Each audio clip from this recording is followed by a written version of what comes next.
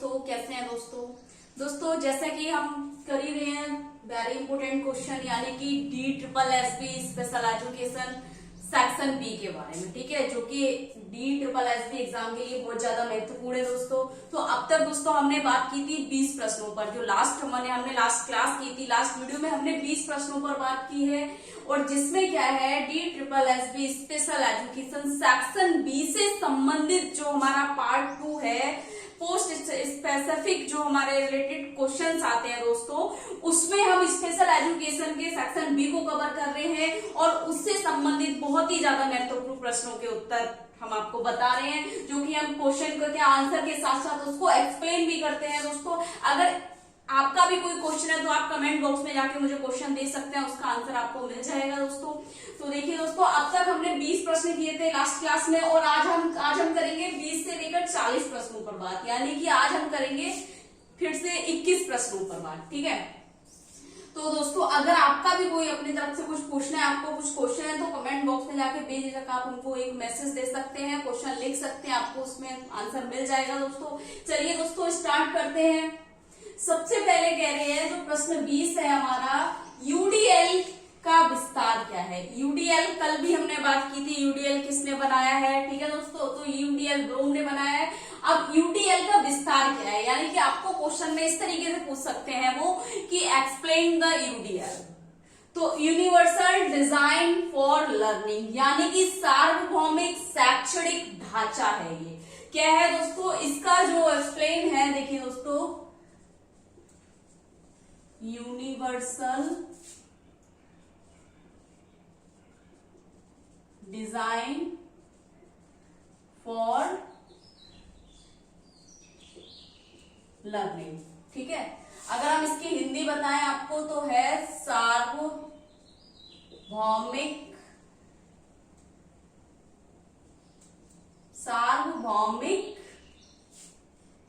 शैक्षणिक ढांचा, ठीक है। यानी कि यूडीएल एक मॉडल है, एक ढांचा है, जिसमें क्या है, सार्वभौमिक शैक्षणिक ढांचा, यानी कि सार्वभौमिक का मतलब है ये ऐसा शैक्षणिक ढांचा है जिसमें बच्चे का या छात्र का सार्वभौमिक विकास विकसित किया जा सकता है। यानी कि सार्वभौमिक का मतलब हो गया व्यापक एक तरीके से, ठीक है दोस्तों। तो व्यापक शैक्षणिक ढांचा है, जो हम बच्चों को शिक्षा प्रदान करने के साथ साथ शैक्षणिक सार्वभौमिक शैक्षिक ढांचे का प्रयोग करते हैं, यानी कि universal design for learning, UDL के द्वारा हम बच्चों को सार्वभौमिक शैक्षिक ढांचा प्रदान कर सकते हैं, ठीक। उसके बाद आपका प्रश्न है दोस्तों, रणनीति नेटवर्क कहाँ स्थित होता है। रणनीति नेटवर्क क्या है दोस्तों, रणनीति शब्द है स्ट्रेटेजिक नेटवर्क। स्ट्रेटेजिक नेटवर्क कहाँ स्थित हो जाता है या होता है। अब ये कहां से आया है प्रश्न आपका, ये प्रश्न आया है आपका ब्रेन से संबंधित, ठीक है, मस्तिष्क से संबंधित। मस्तिष्क जो हमारा रणनीति का काम करता है, चुनाव का काम करता है, चुनाव का मतलब चयनित कार्य करता है किस चीज को, ठीक है। दिमाग से हम किसी भी रणनीति कोई भी तैयार करते हैं, माइंड से कोई योजना बनाते हैं, तो वही क्षेत्र के बारे में पूछ रहा है कि मस्तिष्क में स्ट्रेटेजिक नेटवर्क कहाँ होता है या रणनीति नेटवर्क कहाँ होता है। तो दोस्तों, रणनीति नेटवर्क होता है हमारा फ्रंटल लोब में, ठीक है।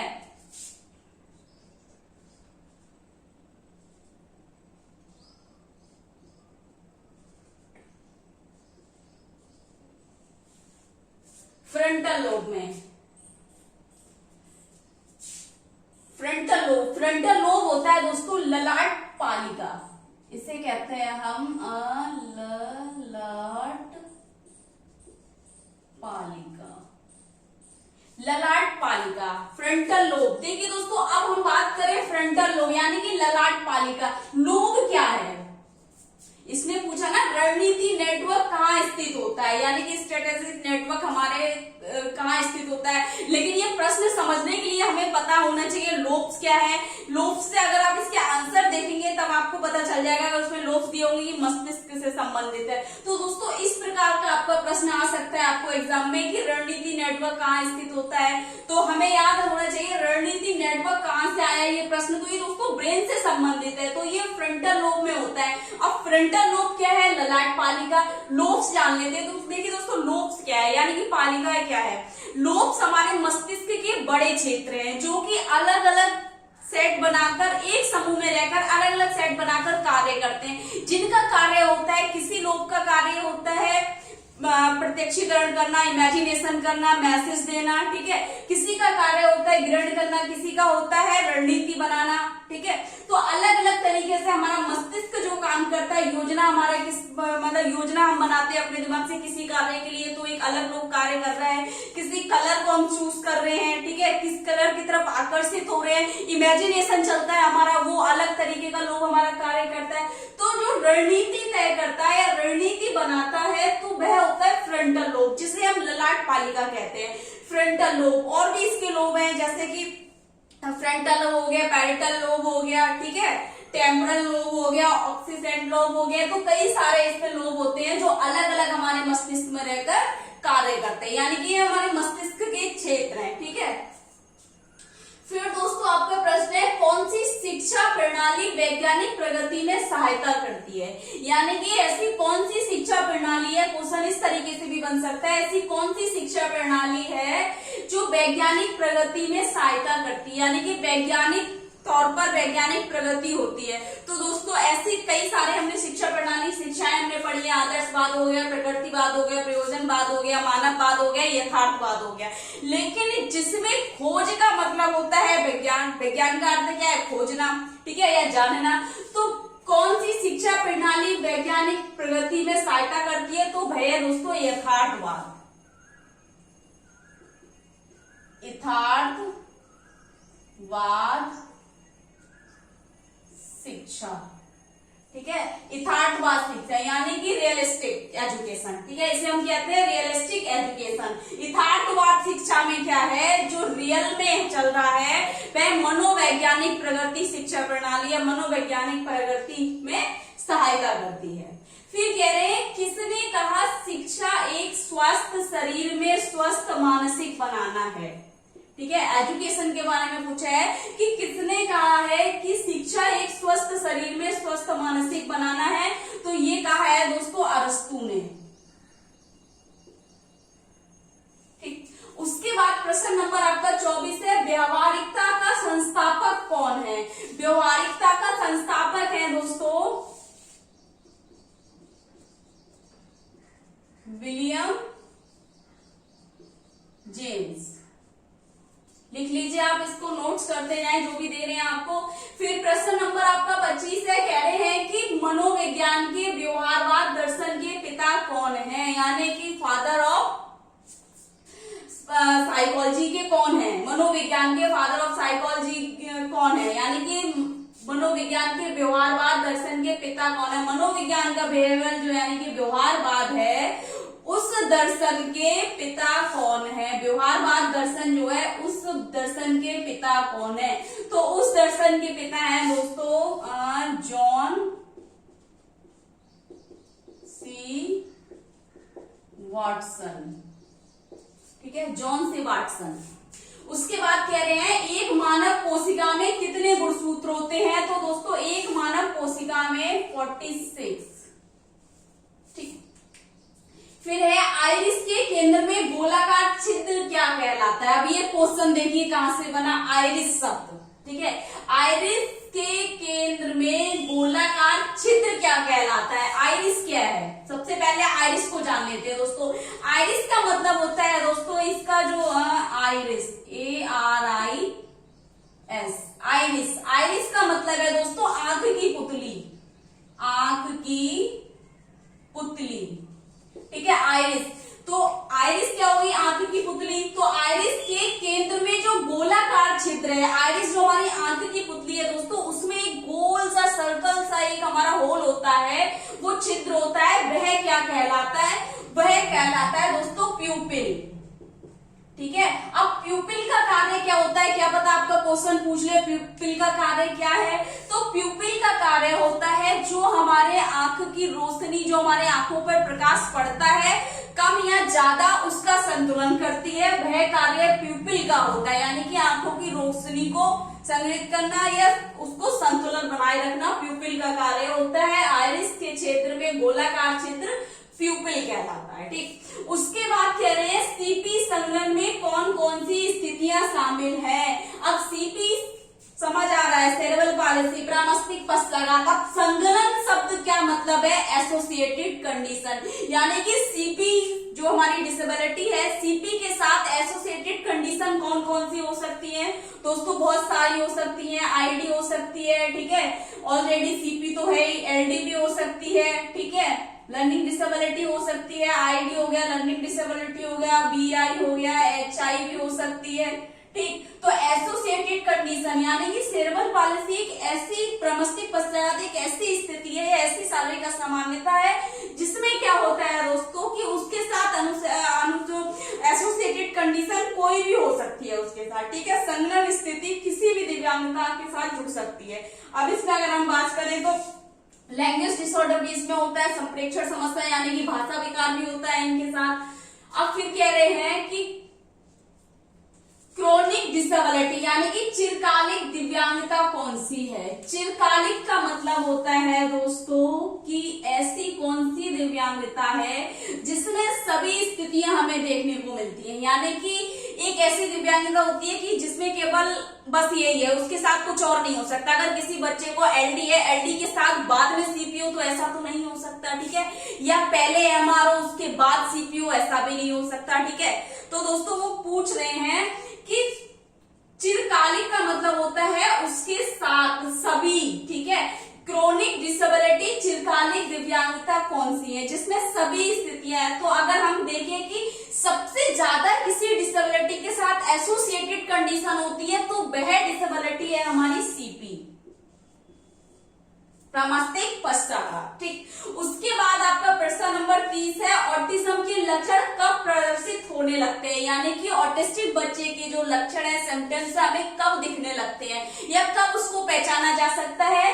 तो पहचाना जा सकता है 3 वर्ष, ठीक है, जब बच्चा 3 वर्ष का हो जाए तब हम उसको पहचान सकते हैं। ठीक है, लेकिन अगर आपका प्रश्न इस तरीके से आ जाए DSM-4 के अनुसार ऑटिस्टिक बच्चे की पहचान कब की जा सकती है, तभी भी आप 3 वर्ष में ही कर पाएंगे। उसमें भी उसका जो क्राइटेरिया है DSM-4 का कि कब डायग्नोस कर सकते हैं, तो उसके अनुसार भी 3 वर्ष।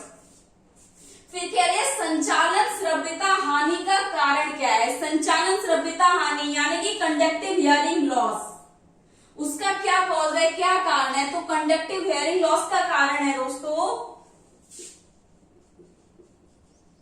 ब्लॉकेज ऑडिटरी कैनाल, ठीक है, यानी कि ब्लॉकेज ऑडिटरी कैनाल। इसमें क्या होता है दोस्तों, श्रव्यता कैनाल में रुकावट आ जाती है या ऑडिटरी कैनाल में हम कह देते हैं ब्लॉक हो जाता है, बंद हो जाता है। तो श्रव्यता कैनाल में रुकावट आना क्या है, कंडक्टिव हियरिंग लॉस का एक कारण है। उसके बाद कह रहे हैं दोस्तों प्रश्न नंबर आपका 32 है, श्रवण बाधित विद्यार्थी की आईपी विकास में किसे शामिल होना जरूरी है, यानी कि जो हियरिंग इम्पेयर्ड बच्चा है, स्टूडेंट है, उसकी आईपी बना रहे हैं हम, व्यक्तिगत शैक्षणिक कार्यक्रम तैयार कर रहे हैं, बना रहे हैं शिक्षा प्रदान करने के लिए, तो उसके आईपी का विकास में किसे शामिल होना जरूरी है। वैसे तो बेसिकली शिक्षक होते हैं, सामाजिक कार्यकर्ता, ठीक है, फिजियोथेरेपिस्ट हो गए, ओटी थेरेपिस्ट हो गए, स्पीच थेरेपिस्ट हो गए, सभी हो गए, लेकिन यहाँ उन्होंने श्रवण बाधित बच्चे के लिए स्पेसिफिक पूछा है तो उसमें होना जरूरी है ऑडियोलॉजिस्ट का, ऑडियोलॉजिस्ट यानी कि स्वर विशेषज्ञ। स्वर विशेषज्ञ जब तक नहीं होगा आपकी आईपी में शामिल, तब तक एक आपकी आईपी अच्छी और सही संपूर्ण आईपी नहीं बना सकते, जो कि बच्चे की समस्या को समझकर आईपी बनती है। ठीक है, उसके बाद कह रहे हैं 33% आपका 33वां प्रश्न है, एक दिव्यांग प्रमाण पत्र प्राप्त करने के लिए दिव्यांगता की न्यूनतम डिग्री क्या होगी, यानी कि किसी भी दिव्यांगजन व्यक्ति को अपना दिव्यांग प्रमाण पत्र बनाना है, उसके लिए उसके अंदर कितने प्रतिशत दिव्यांगता होनी चाहिए। तो दोस्तों 40%, 40% डिसेबिलिटी होनी चाहिए। फिर कह रहे हैं एसएसए का विस्तार, यानी कि एसएसए का बहुत ही कॉमन प्रश्न है दोस्तों ये एसएसए, यानी कि सर्व शिक्षा अभियान। सर्व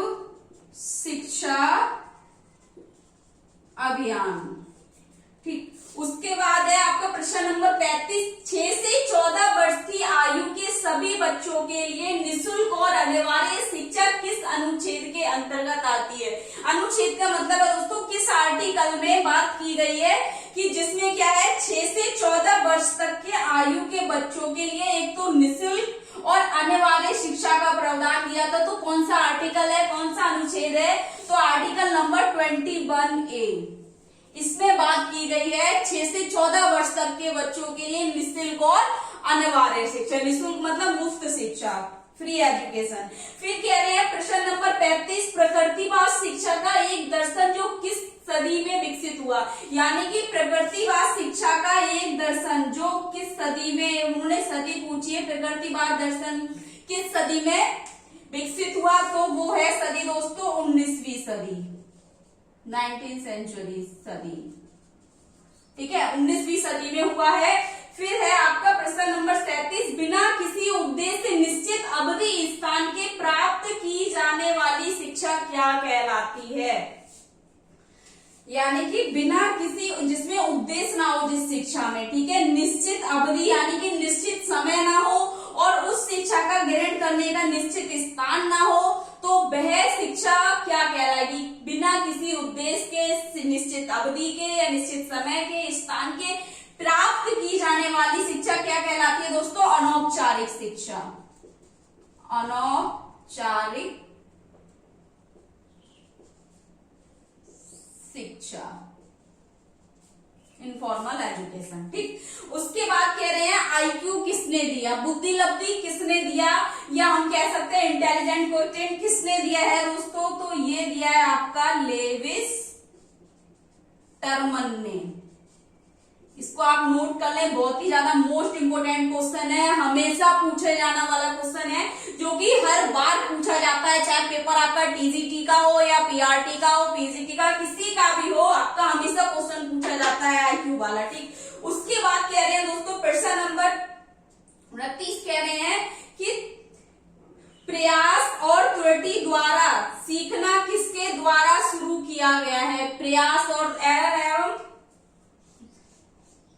प्रयास और त्रुटि द्वारा, मतलब वो पूछ रहे हैं कि जिसमें प्रयास और त्रुटि को बताया गया है। ठीक है, ट्रायल और एरर को बताया गया है, ट्रायल एंड एरर द्वारा सीखना, ट्रायल एरर लर्निंग किसके द्वारा दिया गया है या शुरू किया गया है, तो वो है दोस्तों थॉर्नडाइक। ठीक, थॉर्नडाइक ने। मायोपिया क्या है, अब मायोपिया शब्द कहां से आ गया दोस्तों, कभी कभी ऐसे शब्द पूछ लेते हैं हमसे एग्जाम में कि हमें पता नहीं होता। मायोपिया, मायोपिया जो एक है, तो मायोपिया शब्द का अर्थ है, इसमें केवल आपका इस तरीके से लिखा होगा उसमें मायोपिया।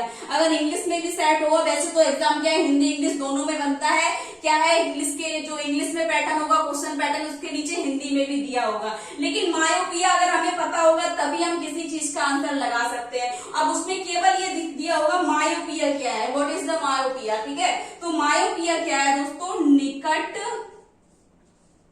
दृष्टि दोष है, जिसे कहते हैं निकट, नियर साइटेडनेस। ठीक है, निकट दृष्टि दोष कहलाता है। ठीक, अब देखिए दोस्तों, अगर ये सारे क्वेश्चन आपके लिए इतने मोस्ट इंपोर्टेंट है आपके एग्जाम के लिए, ठीक है, आगे भी हम करते रहेंगे, आपको ऐसे क्वेश्चन बहुत ही ज्यादा महत्वपूर्ण प्रश्न लाते रहेंगे दोस्तों। अगर इसके अलावा भी आपका कोई क्वेश्चन है या कोई टॉपिक है, आपको कुछ पूछना है, तो कमेंट बॉक्स में जाके कमेंट कर सकते हैं दोस्तों। अगर वीडियो अच्छी लगी तो वीडियो को लाइक करें, कमेंट करें और ज्यादा से ज्यादा शेयर करें अपने दोस्तों को दोस्तों, और बेल आइकन को प्रेस कर दे, चैनल को सब्सक्राइब भी कर दे अगर आपने अभी तक सब्सक्राइब नहीं किया है दोस्तों। बेल आइकन को प्रेस कर दे ताकि नेक्स्ट वीडियो आप तक जल्दी से जल्दी पहुंच जाए। Thank you so much.